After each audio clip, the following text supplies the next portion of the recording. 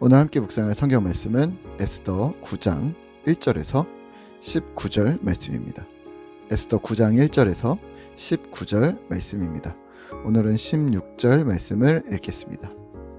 왕의 각 지방에 있는 다른 유다인들이 모여 스스로 생명을 보호하여 대적들에게서 벗어나며 자기들을 미워하는 자 7만 5천 명을 도륙하되 그들의 재산에는 손을 대지 아니하였더라. 아멘. 오늘 함께 묵상할 주제는 승리의 완성입니다. 본문 에스더 9장은 대역전극으로 이루어낸 승리가 실제 완성되는 장면을 세세히 묘사하고 있습니다. 12월 13일 하만이 유다인을 죽이려 했던 날짜에 유다인은 자신들의 대적들을 도륙할 권세를 얻었고, 그날에 모르드게는 하만의 권력을 대신합니다. 6절입니다. 유다인은 중심 수도 수산성에서 500명을 죽이고, 10절입니다. 하만의 10 아들을 죽였습니다. 14절입니다. 하만의 10 아들의 시체를 나무에 매달았습니다. 15절입니다. 그 다음날 14일에도 300명을 도륙했습니다. 16절입니다. 127성읍, 전국으로 치면 7만 5천 명이나 되는 사람들이 13일 하루에, 그리고 수상궁에서는 13일, 14일 이틀간 피해 보복이 있었습니다. 17절에서 19절입니다. 그리고 하루씩을 더해 쉬며 잔치를 즐기며 서로의 승리를 축하했습니다. 16절입니다.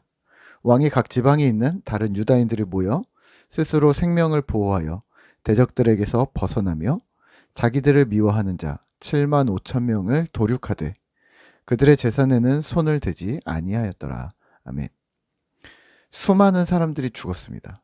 승리의 이면에는 누군가가 죽었어야 하는가라는 회의적인 생각이 드는 것도 사실입니다만, 오늘 에스더가 9장에서 유다인의 승리를 이렇게 직접적으로 묘사하는 이유는 무엇일까요?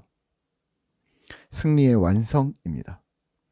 하만을 죽이고 아들들을 죽이고 시체를 나무에 매달고 유다인을 해하고자 준비하고 있던 그들을 미워하는 자들을 모두 죽였습니다. 피해 보복이었습니다. 하지만 정경, 신학에서는 이 부분을 개인적 복수의 측면으로만 보지는 않습니다. 소돔과 고모라의 멸망도, 또 모세에게 반역했던 고라 자손이 땅에 삼켜진 것도, 여호와의 불이 나와 250명을 살라버린 것도 지나친 응징이라고만 보지는 않습니다. 오히려 이를 후세에 경건하지 않은 자들에게 본이 되도록 하나님께서 기준을 세우셨다고 봅니다. 오늘 본문도 마찬가지입니다. 일의 경중, 어떤 사안의 추진과 비추진, 더 구체적으로 하나님의 심판이냐, 사랑함으로 용서해 주심이냐는 우리의 기준, 우리의 지식이나 문화로 판단할 수 없습니다. 마치 지옥의 문제도 그렇습니다. 하나님이 좋으신 분이면 왜 지옥을 만드시냐? 그럼 또 반대편에서는 용서해주고 사랑만 해주면 정의는 어떻게 세우냐? 약자는 계속되는 슬픔과 착취의 대상으로 남아야 하는가라는 의문이 듭니다. 하지만 이 부분은 사실 우리의 의견과 상관없이 명확합니다. 누가복음의 부자와 나사로의 이야기를 기억하실 텐데요. 이미 지옥은 있습니다. 그리고 이 땅에서 마음껏 살고 하나님 없이 살았던 부자에게는 지옥이 눈물로 인생을 보내고 죽은 주를 믿은 나사로는 아브라함의 품에 있다고 표현했습니다. 그런 의미에서 하나님은 사랑의 하나님도 되시지만 신원하시는 하나님이심을 기억하셔야 합니다. 시편의 기자인 다윗이 눈물로 수없이 써내려간 시의 제목과 내용이 원수의 신원입니다. 신원이 뭘까요?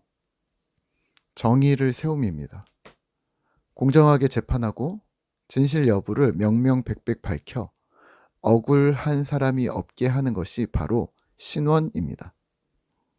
오늘 우리는 신원하신 하나님을 얼마나 기억할까요? 승리의 이면에는 신원이라는 법칙이 있음을 기억하시죠. 승리의 완성에는 신원이 완성된다고도 기억하시고요. 무슨 말이냐면 하나님은 무조건 승리케 하지 않으신다는 말입니다. 하나님이 말씀하시는 승리는 하나님이 문혁편이 되어서 문혁이 승리했고 모두 이겨버렸다라는 것을 의미하지 않습니다.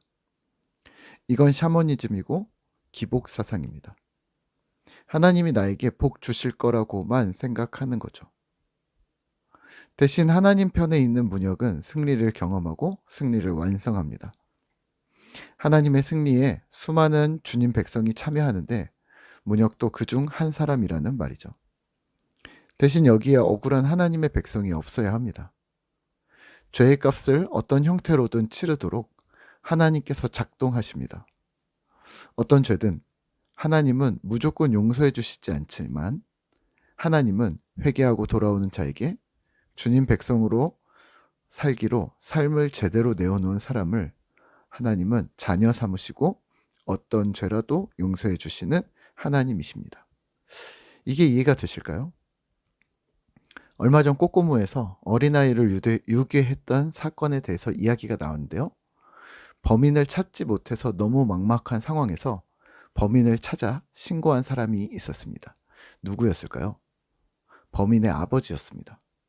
경찰서에 전화해 제 딸이 범인인 것 같습니다 라고 고백했답니다. 이게 신언과 사랑입니다. 무조건 너는 내 편이야 라고 말하지 않으시고 정의를 세우십니다. 하나님의 법칙을 따르십니다. 하나님 나라 안에서 억울하고 답답한 자들의 마음을 하나님은 해결해 주십니다. 또 하나님은 약자와 억눌린 자들의 마음을 해결해 주실 뿐만 아니라 다시는 그런 일이 일어나지 않도록 이 세상을 하나님의 통치가 임하는 나라로 바꾸십니다. 이게 하나님 나라입니다. 요한계시록 21장 3절 4절인데요.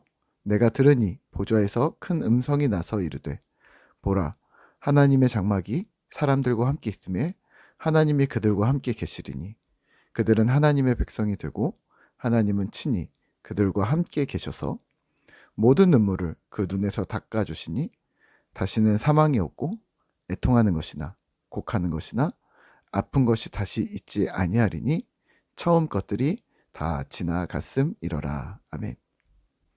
하나님이 함께 계시는 곳이 그 어디나 하늘나라임을 기억하시죠. 그리고 그것은 역전의 승리를 약속하며 완성될 것임을 기억하시죠. 그러면 하나님께서는 그들과 함께 계셔서 모든 눈물을 닦아주시고 애통하는 것이나 곡하는 것이나 아픈 것이나 억울한 것이나 가슴 아픈 것이나 분노케 되는 것들이 없도록 주님께서 해결해 주실 것을 신뢰하시죠.